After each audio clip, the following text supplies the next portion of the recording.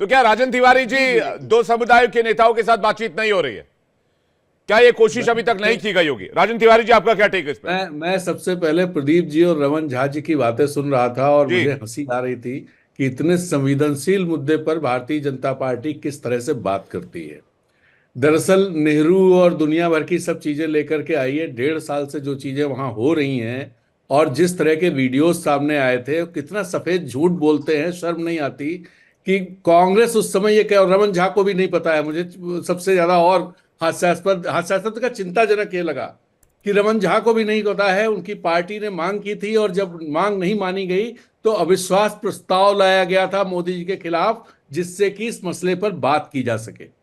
मैंने कहा और था अखिलेश साहब, उसमें मैंने कहा उसमें था। उसमें उसमें गृह मंत्री और प्रधानमंत्री ने जो जवाब दिए थे उसमें व्हाट अबाउटरी कर रहे थे वो, और जो चीजें हो रही थी उन पर कोई जवाब उन्होंने नहीं दिया था। नहीं दिया मैं था एक मैंने। पत्रकार के तौर पर, एक नागरिक के तौर पर बहुत चिंतित हूं। मैं झारखंड में बैठा हुआ हूं इस समय, और यहां ये लोग जब बांग्लादेशियों की बात करते हैं, आदिवासियों की बात करते हैं, मुझे तुरंत कुकी याद आते हैं, और वो कुकी लड़कियां याद आती हैं जिनके नंगे फोटो इंटरनेट पे घूम रहे थे। तब आज तक प्रधानमंत्री के मुंह से एक लफ्ज नहीं निकला है, और यहां आकर के आदिवासी लड़कियों की इज्जत की बात करते हैं।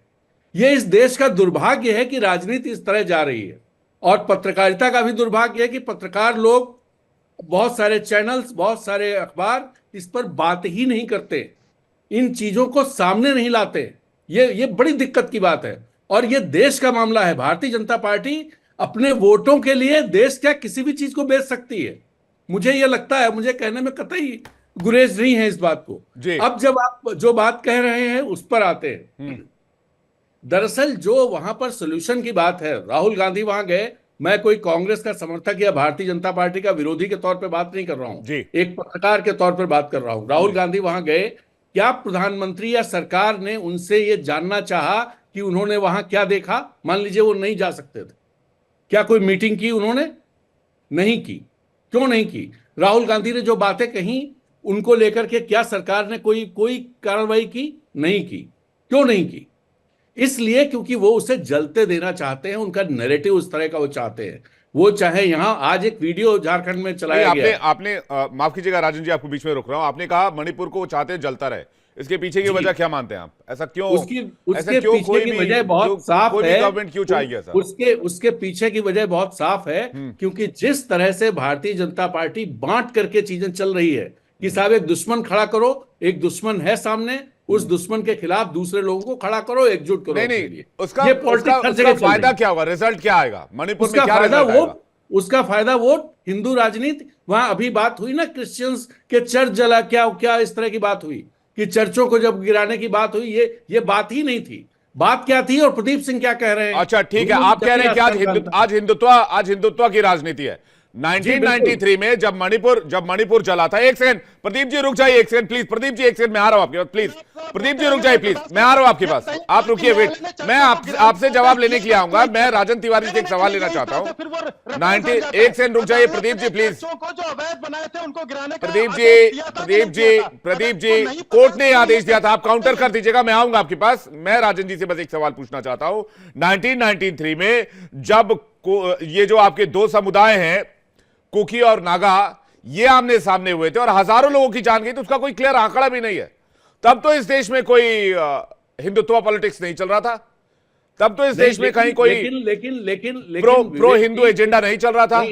तब इस देश में बीजेपी की सरकार नहीं थी। राजन तिवारी जी, इस चीज को देखिए कि तब ऐसा भी नहीं था कि 1.5 साल तक सरकार अपने मुंह में दही जमाए बैठी रही थी, ऐसा भी नहीं था। और मैं उस समय पत्रकार था, मुझे याद है। हो सकता है आप उस समय पत्रकारिता में ना रहे हो, मैं पत्रकार था उस समय। मैं उस समय स्कूल जाता था। हाँ, तो मैं उस समय पत्रकार था और इन चीजों को अखबारों में छापता था, अखबार में काम करता था जी। ये खबरें आती थी, अखबारों में छपती थी। मैं कंपैरिजन लेना चाह रहा था कि उस समय नहीं बीजेपी की गवर्नमेंट नहीं थी। नहीं, मैं ये कह रहा हूं कि वो जो प्रॉब्लम थी, उस प्रॉब्लम को सोल्यूशन की तरफ आगे बढ़ाया गया। ऐसा नहीं है कि आज की तरह मामला हो, सब चीजें हो रही हैं, प्रधानमंत्री के पास समय नहीं है, वहां के सांसद नहीं, तो इसके पीछे एक बहुत इंपॉर्टेंट सवाल उठता है कि क्या मणिपुर के मामले को अनसॉल्व छोड़ दिया गया? अगर उसको बिल्कुल पहले छोड़ सॉल्व दिया किया गया। जाता तो स्थिति नहीं बनती। इसमें आलोक वत्स जी का टेक लूंगा, उसके बाद में प्रदीप जी आपके पास आ रहा हूं, क्योंकि आलोक जी काफी देर से वेट कर रहे हैं। आलोक जी 5 सेकंड में जरा सा बता दूं ज्ञान जो है 2023 में, अप्रैल 2023 में इवेंजिकल बैप्टिस्ट कन्वेंशन चर्च, इवेंजिकल लुथियरन चर्च और कैथोलिक होली स्पिरिट चर्च, इन्होंने सरकारी जमीन पे अतिक्रमण करके इन्होंने चर्च बनाए थे, और ये न्यायालय के आदेश से हुआ था। अगर जानकारी नहीं हो तो आपके भेज देता हूं गेस्ट कोऑर्डिनेटर को, इन तक पहुंचा देंगे। है उसको और लेकर वहां के से बात शुरुआत हुए। नहीं, अभी भारतीय जनता आप- पार्टी की दिक्कत यही है कि आप सर, एक बात करो, आपकी वो ईरान दिक्कत की यही बात है कि करेंगे। आप जो है ना, ईरान की बात करो, तो ईरान पे आ आप जाएंगे। निष्पक्ष होने ये का बड़ी चादर दिक्कत ओढ़ है के आप भारतीय जनता बैठे हैं, पार्टी एक्चुअली वो निष्पक्ष है नहीं। आपके इंटरेस्ट जहां पे बिल्कुल सॉल्व नहीं हो रहे हैं वहां पे निष्पक्ष हो जाते हैं, और जहां पे बात हजम नहीं आती है वहां पे आप जो है पत्रकार बन जाते हैं। ठीक है, देखिए इशू बहुत गंभीर है। प्रदीप जी मैं आ रहा हूं, आलोक जी का जवाब ले लेते हैं। राजेंद्र जी एक सेकंड वेट कीजिएगा। आलोक जी को स्क्रीन पर लेकर आइए। आलोक जी को स्क्रीन पर लेकर आए। आलोक वत्स जी। देखिए विवेक जी, आपने ठीक कहा कि 1993 में, मैं आपको फिगर करेक्ट कर दूं, 765 लोगों की जान गई थी कुकी और मैती के लड़ाई में, और उस चीज को ठीक करने में 3 साल लगा। लेकिन इस बार जो हुआ है इसमें विदेशी ताकतों का भी भरपूर हाथ है, जो वहां डिस्टेबलाइजेशन चाहती हैं। जो बॉर्डर से लगे हुए देश हैं वहां से भी बहुत इन्फिल्ट्रेशन यहाँ हो रहा है। और ये सही है कि जिस तरीके से सेंटर को कड़ाई से वहां पे काम करना चाहिए था वो नहीं हो पाया है, और ये मामला सुलगता ही चला जा रहा है। नहीं, लेकिन आलोक जी मैं माफ कीजिएगा, मैं आपको बीच में रोक रहा हूं। कड़ाई क्या चाहते हैं? क्या कड़ाई, देखिए प्रशासन क्या अगर- शूट आउट का ऑर्डर दे देना चाहिए? क्या अपने ही नहीं, लोगों नहीं, पर को गोली मार देनी चाहिए? शूट क्या हिंदुस्तानियों को आउट गोली मार नहीं है। देनी चाहिए? पहले- क्या पहले- क्लियर ऑर्डर क्या होता? 40,000 सीआरपीएफ बलों की और पुलिस बलों की तैनाती की गई है सर। देखिए उससे मामला सॉल्व नहीं हो रहा है, तो एडमिनिस्ट्रेशन को अब सख्त तरीके से वहां निपटना होगा। और कुकी और ठीक कहा जोशी जी ने, कुकी और मैती समुदाय के लोगों को बैठाकर उनकी बातों को सुनकर एक सोल्यूशन पर पहुंचना होगा। ये कवायद अभी तक नहीं हुई है। नहीं, क्या पता बैठना ही नहीं चाह रहे हो। मामले में एनआईए की एंट्री क्यों कराई गई है सर? नेशनल इन्वेस्टिगेटिव एजेंसी किस मामले में आती है जहां आतंकी साजिश का शक होता है सर? जबरदस्ती बैठाना पड़ेगा और वहां पर सख्ती से निपटना होगा। अब सीधे 40,000 फोर्स उतार देने से अगर मामला सॉल्व हो जाता तो क्यों हो रहा है ये चीजें? ये तो सुलगता ही जा रहा है, मौतें हो रही हैं, बच्चों तक को मार दिया जा रहा है। इसलिए केंद्र को सख्ती से वहां पर उतरकर लॉ एंड ऑर्डर को चुस्त दुरुस्त करना ही पड़ेगा, बॉर्डर को सील करना पड़ेगा, तभी इस मामले का हल है। और मैती और कुकी को बैठाकर, चाहे जबरदस्ती बैठाना पड़े, इन लोगों के मामले को सॉल्व नहीं किया जाएगा तो ये मामला सुलगता जाएगा, सख्ती दिखानी पड़ेगी। होता चला जाएगा। ये बड़ी इंपॉर्टेंट लाइन आपने ली। आलोक जी इसका जवाब मैं प्रदीप जी से लेता हूं, फिर आता हूं आपके पास वापस। प्रदीप जी। निश्चित तौर पे देखिए, आलोक जी ने जो बात कही वो समय की मांग है। सरकार ने उसी क्रम में कुछ जिलों में आपसा लगाया था जो एक्ट है, और उसके बाद ये बातें बढ़नी शुरू हुई बिना किसी काम के। तो राज्य सरकार, प्रदीप जी, राज्य सरकार कह रही है अफवाह हटा लीजिए, वो तो आपसे अनुरोध कर रहे हैं। कल अभी उसकी रिक्वेस्ट आई है। सरकार एजेंसियों अधिकारियों को वहां भेजी है, फील्ड रिपोर्ट लेगी, अपना प्रोसेस है, उस प्रोटोकॉल के तहत काम करेगी।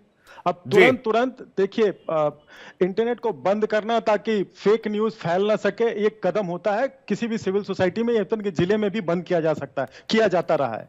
तो सरकार ऐसा नहीं है कि आपकी स्पीड से मैच नहीं कर रही हो तो इसका मतलब काम नहीं कर रही है, और एजेंसीज अपने प्रोटोकॉल से काम करती हैं। आप उसमें इंटरफेरेंस क्यों चाहेंगे? जोशी जी कह रहे हैं विल पावर होता तो अभी तक सॉल्व हो गया होता। सर, जोशी जी समाजवादी पार्टी से आते हैं, उनका बड़ा सम्मान है, बहुत बड़े नेता हैं, काफी सीनियर हैं। मैं उस पर कुछ कटाक्ष नहीं करना चाहता, लेकिन आश्वस्त करना चाहूंगा कि सरकार की विल पावर इस समय बहुत मजबूत है। और अगर थोड़ा सा देख लें, आजू बाजू होने वाली घटनाओं को भी देख लें, पड़ोसी राज्य हैं दो, पड़ोसी देश हैं दो अगल बगल, और क्या डिस्टेबलाइजेशन की कोशिश हो रही है, और किस प्रकार से बिना तथ्यों के कोई बढ़ चढ़ के नहीं बोला जाता। ये समझदार वक्ता की ये बात होती है। तो थोड़ा सा अपना विवेक का इस्तेमाल करें। बगल में बांग्लादेश है, उसके बगल में म्यांमार है, और किस प्रकार से इन्फिल्ट्रेशन होते हैं, और अगल बगल विश्व शक्तियां या कुछ डीप स्टेट क्या चाहते हैं, ये समझने की बात है। सारी चीजें डिस्क्लोज नहीं की जाती हैं केवल इसलिए कि हम इनके पर्सनल क्वेश्चन क्विंच को सेटिस्फाई कर सकें। एजेंसीज अपना काम कर रही हैं, उनके काम में आप क्यों हस्तक्षेप कर रहे हैं? नहीं, लेकिन ये बात सही है कि आप एजेंसीज को डिस्क्लोज नहीं करना चाहते उनके काम को, लेकिन सॉल्यूशन का कोई तरीका तो सोच रहे होंगे। कुछ कुछ लोगों को सांत्वना तो मिलेगा कि भाई इस दिशा में काम हो रहा है। रमन झा आपसे कुछ कहना चाह रहे हैं। रमन झा, देखिए, सबसे पहले मैं विनम्र भाव से राजेंद्र तिवारी जी से यह कहना चाहूंगा कि शायद उन्होंने ध्यान नहीं दिया होगा। पिछले वक्तव्य में मैंने कहा था कि इंडिया गठबंधन और कांग्रेस ने लोकसभा में मांग की थी मणिपुर पर बहस पर, और सरकार इससे करताती रही थी। शायद उनको सुनने में चाहा, या हो सकता है कुछ ये हो। दूसरी बात, अभी हमारे भाजपा के प्रवक्ता सिंह जी ने कहा है कि इन्फिल्ट्रेशन हो रहा है, बांग्लादेश से लोग आ रहे हैं, तो ये भूल गए कि इनकी जब ये 2014 से पहले जब केंद्र में इनकी सत्ता नहीं थी और असम में भी इनका सरकार नहीं था, मणिपुर में भी नहीं था, तो केंद्रीय मंत्री और यहाँ के भाजपा नेता कहते थे कि हम बांग्लादेश सीमा को पूरी तरह से सील कर देंगे।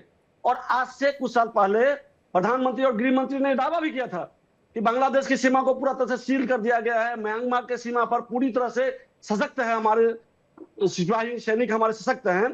तो फिर किस तरह से आप ये बात कर रहे हैं कि विदेशी घुसपैठिए आज भी हमारे देश में आ रहे हैं? अगर आ रहे हैं तो ये पहले बताएं कि पिछले 12 सालों में उन्होंने कितने विदेशियों को डिपोर्ट किया है, बांग्लादेश या म्यांमार, कितना को इन्होंने डिपोर्ट किया है? वहां पे उन राज्यों में कांग्रेस के स्लीपर सेल हैं। कांग्रेस के स्लीपर सेल विदेशियों के लिए भी काम करने के लिए जाने जाते हैं। राहुल गांधी जी किस अधिकार से चाइना के, मतलब किस अधिकार से उन्होंने चाइना के साथ अपना एमओयू किया था? झूठ बोलना। राहुल जी ने एक एमओयू साइन किया था। एक करके राहुल जी ने एक एमओयू साइन किया था चीन की सरकार के साथ। राहुल गांधी ने क्या? मैं ये कह रहा हूँ कि कांग्रेस के स्लीपर सेल वहां एक्टिव हो गए था। अच्छा, और वो स्लीपर सेल को पकड़ नहीं पा रहे हैं, यानी कि आपकी सरकार इतनी निकम्मी है कि जो स्लीपर सेल आएंगे ना, विदेशी घुसपैठिए आप चिंता न करिए, नहीं सरकार की कमी नहीं है, सरकार बहुत चुस्त है, और जब निकलेंगे तो फिर आप मुंह बचाते फिरेंगे, जवाब देते नहीं बनेगा आपसे। तब तक झूठ बोलिएगा। अरे हमको यही बता दीजिए ना, कितने 11 साल में आपकी सरकार ने कितना बांग्लादेशियों को डिपोर्ट किया बांग्लादेश में? विदेशी राज्यों से डेटा नहीं है, आपके पास डेटा नहीं है, आपके पास डेटा नहीं है। किसके वकील जाते हैं? सरकार जब काम करती है तो किसके समर्थित वकील उच्च न्यायालय में जाकर उनको बचाने का प्रयास करते हैं? हमारे पास डाटा नहीं है, आपके पास है? दीजिए डाटा। नहीं, एक मिनट मैं बताता हूँ। जब भी डिपोर्ट होते हैं तो कौन है वकील जो सुप्रीम कोर्ट में जाकर के उनको रुकवाने की वकालत करते हैं? कितने विदेशियों को डिपोर्ट किया बताइए? नेपाल से आपके संबंध अच्छे नहीं है, बांग्लादेश से संबंध अच्छा नहीं, श्रीलंका से अच्छा नहीं है। नहीं, आप ये बताइए कि कांग्रेस का समर्थन करने वाले वकील क्यों चले जाते हैं रोहिंग्याओं को रोकने के लिए, उनको असाइलम देने के लिए? ये देखिए, आप अगर स्पेसिफिक डेटा से कांग्रेस का भला होता तो शायद मैं जरूर डेटा दे देता आपको, लेकिन ये सारी जो है जनता की अदालत में बात है। आप कुछ भी सवाल करें, कुछ भी बोले, कुछ भी पूछें। केंद्र सरकार ने कितने रोहिंग्याओं को गिरफ्तार करके डिपोर्ट किया है बताइए? देखिए कांग्रेस के समर्थन सवाल डिपोर्ट का। अभी एनआरसी लेकर आएंगे तो आप लोग विपक्ष के तौर पर बोलेंगे एनआरसी क्यों लेकर आए? एनआरसी मतलब एनआरसी एंटी सोशल है, एंटी इंडियन है। राजेंद्र तिवारी कुछ कहना चाह रहे हैं। देखिए बात अगर बॉर्डर सिक्योरिटी की होगी तो कलेक्टिव होगी। मैं फिर से कह रहा हूं, बॉर्डर सिक्योरिटी की होगी तो राजेंद्र तिवारी जी, उसके बाद मैं आलोक और जोशी जी आपके पास आ रहा हूँ। राजेंद्र तिवारी जी, मैं सिर्फ ये कहना चाहता हूँ, ये अखबार है दैनिक जागरण जी, इसने आज गृह मंत्री अमित शाह का इंटरव्यू छपा है और इसमें उन्होंने कहा है कि बांग्लादेश बॉर्डर पर जहां समतल जगह नहीं है वहां बीएसएफ की जिम्मेदारी नहीं है, वो घुसपैठ नहीं रोक सकती है।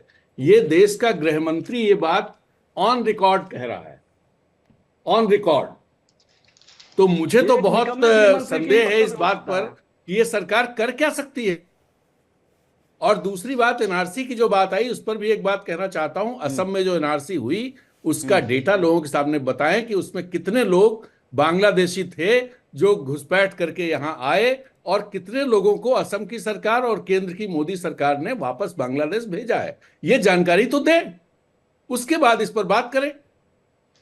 नहीं, लेकिन जहां तक बांग्लादेश, राजेंद्र तिवारी जी जानकारी दें।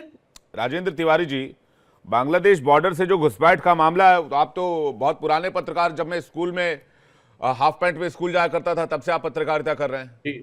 बांग्लादेश के बॉर्डर को मुझसे बेहतर आप समझते होंगे। मैं तो खुद उस इलाके का हूं। अभी मैं पश्चिम बंगाल और झारखंड के बॉर्डर का मैं रहने वाला हूं। मुझे पता उस तरफ का टेरेन क्या है। 4000 से ज्यादा किलोमीटर बॉर्डर है बांग्लादेश जो सीमा लगती है। लेकिन अगर लेकिन अगर गृह मंत्री ये बात कहे कि हम बीएसएफ नहीं रोक सकती घुसपैठ, इसका क्या मतलब है? फिर तो भाई मैं फिर बात क्या है? करना फिर चाहता फ्री हूं। फॉर ऑल है सब चीजें। नहीं तो फिर ये 30 घुसपैठ, सेकंड। राजेंद्र तिवारी जी, घुसपैठ का मामला कोई 10 साल का तो नहीं है। मैं दोबारा फिर से उसी बात पर आ रहा हूँ। मैं सवाल ये बीएसएफ कह रहा पहले हूं, रोक ले रही थी और किसी- आज के दौर में किसी- ना, ना, बीएसएफ ने पिछले 10 साल में गेट नहीं, खोल दिया, ऐसा तो नहीं हुआ होगा। नहीं नहीं नहीं, मैं ये कह रहा हूं, आलोक वर्षी आपको कुछ कहना चाह रहे हैं? बॉर्डर सिक्योरिटी फोर्स वहां के बॉर्डर्स ब्लॉक बॉर्डर्स हैं। अगर आपने देखा होगा या उस इलाके में गए होंगे या स्टडी आपने की होगी, मुझे इस बात का पक्का यकीन आपने स्टडी भी किया होगा, वो ब्लॉक बॉर्डर्स हैं। उसमें पुलिस भी बॉर्डर के आसपास रहती है और बीएसएफ भी आसपास रहती है, जॉइंट सिक्योरिटी होती है।